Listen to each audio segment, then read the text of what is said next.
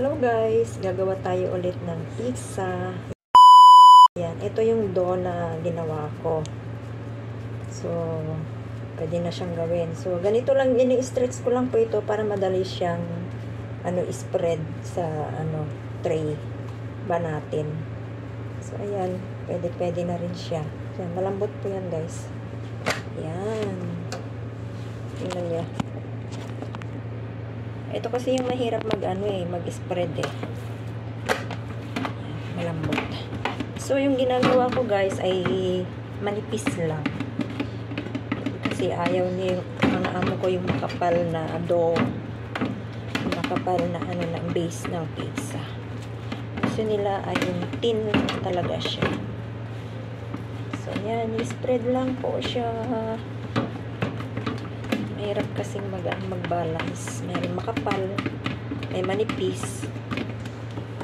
Ayan.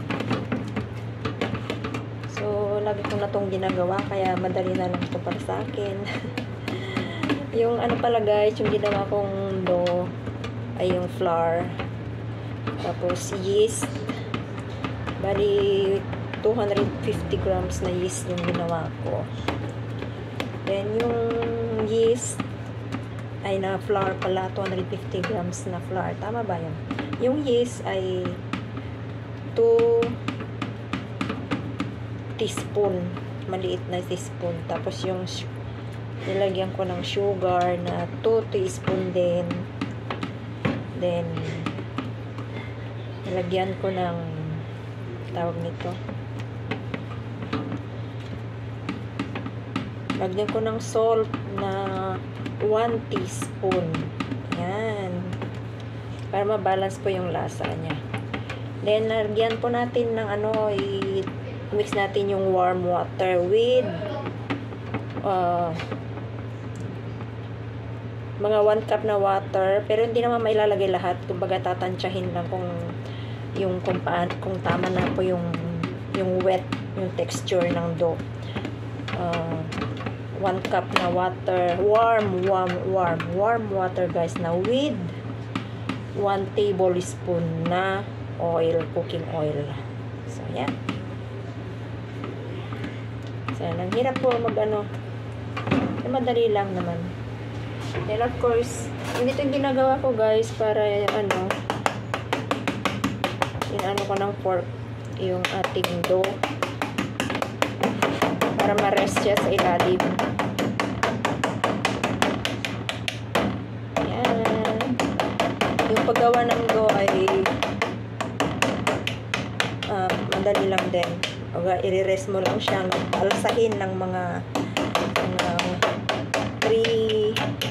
30 minutes or 1 hour or more than hanggang sa makuha niya yung tamang alsa. Meron din namang quick. So, ayan. Ito lang po ang ating ilalagay. Napaka-simple. Ayan. Simple. Ham. Bacon. Tawag nito. Ang tawag nito.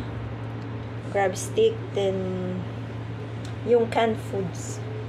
And of course, fresh mushroom. Ayan. And then, some parmesan cheese. Parmesan. Ano ba yung binili ko? So, ito guys, yung ginagamit ko, ketchup. Tomato ketchup. Kasi, mas prefer na ng bata yan. Mas gusto nila. And then, I put some mozzarella. So, ayan. Lagyan na natin. So, spread lang muna natin to. Lagyan natin ng base. Kunti lang kasi ayaw nila ng marami. Kasi may bata. Kahit ano naman ilagay, pwede. Pero hindi ako bumibili ng nilalagay talaga dito na paste. Sa ketchup lang ay okay na.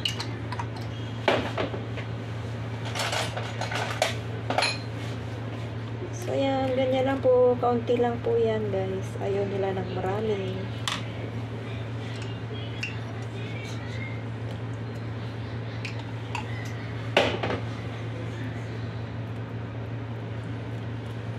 Yan. Gawat po tayo. Yan. lagyan natin ng base na cheese. Yan ang ating mozzarella. Yan, ganyan lang po yung ginagawa ko. Saran, chan, chan. Ganyan lang po siya. May bacon, may ham.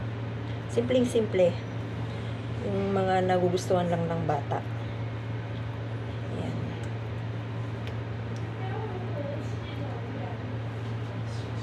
Thanks for watching, guys.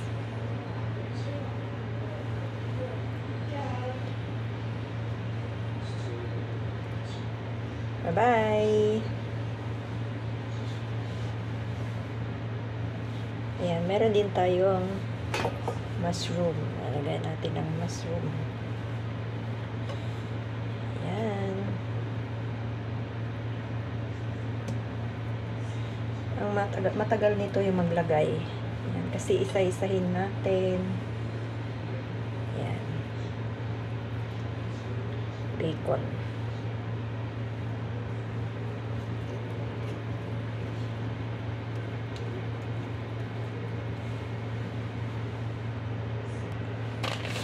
Ayan, so ilalagay na po natin lahat ang natitirang mozzarella. Hindi ko na nilalagyan sa ibabaw ng tomato sauce. Ganyan lang. Dahil nga hindi nga nila gusto. So, ilalagyan nyo rin guys kung gusto ninyo. Ayan. Dapat nilalagyan pa yun sa ulit ng tomato sa ibabaw. Pero hindi ko na nilagyan. So, ito, ubusin na natin ang ating cheesy mozzarella pizza. Ayan. Thanks for watching.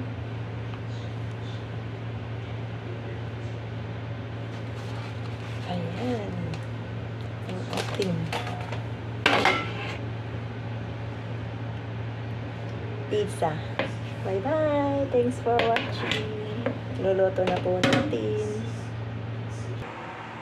Ayan na po ang ating pizza. Ayan. Lutuin natin ng mga 20 minutes. After 20 minutes, then eto na ang ating pizza. Ayan. Thanks for watching, guys. Enjoy our simpleng pizza. Homemade pizza. Thanks for watching. Please subscribe. Leave comments below. Bye-bye.